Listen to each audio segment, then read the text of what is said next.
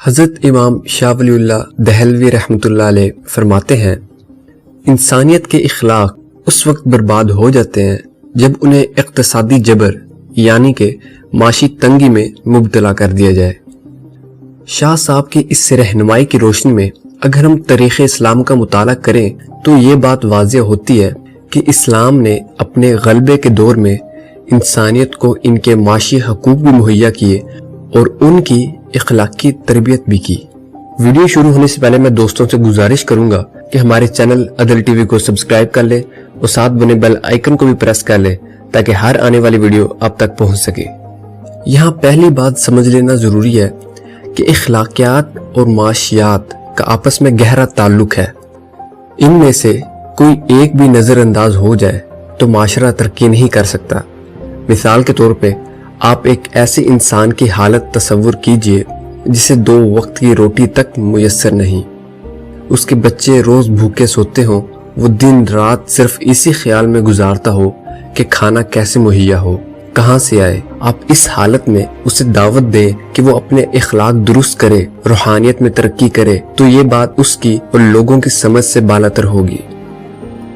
اسی لیے کہ جتنی بھی حکومتیں عدل کے نظام پر تشکیل پاتی ہیں وہ سب سے پہلے اپنے لوگوں کی معاشی ضروریات کو پورا کرنے کے لیے ایک نظام واضح کرتی ہیں جس کے ذریعے سے وہ اپنے لوگوں کی معاشی ضروریات کو پورا کرتی ہیں۔ پھر اگلے درجے میں لوگ خود اپنی اخلاقی اور روحانی ترقی کی طرف متوجہ ہوتے ہیں۔ اب اگر ہم پاکستانی نظام معیشت کا مطالعہ کریں تو یہ بات واضح ہوتی ہے کہ ہمارے ملک میں اسلام کا کوئی بھی قانون اپنی اصل روح میں نافذ ہی نہیں ہے۔ ہمارا معاشی نظام ایڈم سمتھ کا دیا ہوا ہے جس کے بنیادی اصول میں سے یہ ہے کہ سرمایہ ہی سب کچھ ہے، اسے زیادہ سے زیادہ اکٹھا کیا جائے اور اس کو اکٹھا کرنے کے لیے جو بھی درندگی اور ظلم کا رستہ اختیار کرنا پڑے تو اس پر کوئی پابندی نہیں۔ اب ایک نظام جس کی بنیاد ہی سرمایہ کو بلا ضرورت اکٹھا کرنے پر ہو تو وہ کیسے انسانیت کو ترقی دے سکتا ہے اور انسانیت کی اجتماعی ضروریات کو پورا کر سکتا ہے۔ اور آج تو بڑی افسوسناک بات یہ ہے کہ ہم میں سے زیادہ تر لوگ تو یہ بھی نہیں جانتے کہ اسلام کا اپنا بھی کوئی معاشی نظام ہے، حالانکہ اس نے 1000 سال تک انسانیت کی ضروریات کو پورا کیا ہے۔ یہی وہ دور تھا جس میں انسانی اخلاق اعلیٰ معیار پر تھے۔ لیکن آج اگر نوجوان سے پوچھ لیا جائے کہ تمہاری آزادی کی تاریخ کیا ہے تو انہیں سن 40 کا پتہ ہوگا یا سن 47 کا۔ ان کو یہ تک نہیں پتا ہوگا کہ 1857 کیا ہے، 1831 کیا ہے، 1804 کیا ہے، 1803 کیا ہے، 1761 کیا ہے، 1757 کیا ہے، فتوی دارالحرب کس نے دیا، فتوی انسداد جگیرداری کس نے دیا،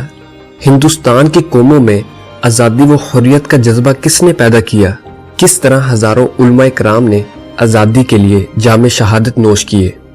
آج ہماری سب سے بڑی غلط فہمی یہ ہے کہ ہم اسی سرمایہ دارانہ نظام سے یہ امید لگائے بیٹھے ہیں کہ وہ ہمیں معاشی حقوق دے اور ضروریات پوری کرے، جبکہ ہم ظلم کے اس نظام کو بدلنے کے لیے تیار نہیں، اس کے خلاف کوئی مزاحمتی شعور پیدا نہیں کر پا رہے۔ یہی وجہ ہے کہ آج معاشرے میں اخلاقی اور روحانی ترقی پر وعظ و نصیحت کیے جاتے ہیں اور کہا جاتا ہے کہ یہ جو تم پر غربت ہے یہ تو اللہ کی طرف سے تمہاری قسمت ہے،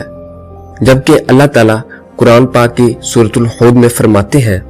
اور زمین پر کوئی چلنے والا نہیں مگر اس کی روزی اللہ پر ہے۔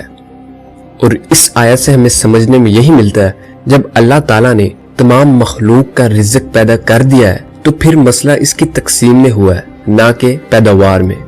اگر دیکھا جائے تو ابھی 1 مئی گزرا ہے جو مزدوروں کا عالمی دن ہے۔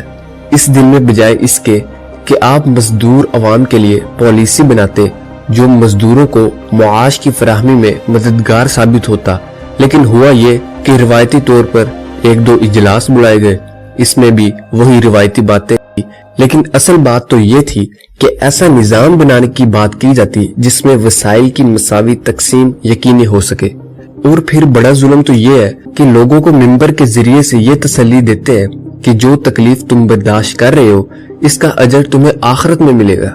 مطلب کہ تم اس ظلم کے نظام کو اور اس ظلم کو برداشت کرتے جاؤ اور اس کے خلاف کوئی مزاحمت نہ کرو، بس اس کے اجر میں تمہیں آخرت میں جنت مل جائے گی۔ انہوں نے تو ان کی سوچنے کی صلاحیتوں کو ہی مفلوج کر کے رکھ دیا ہے۔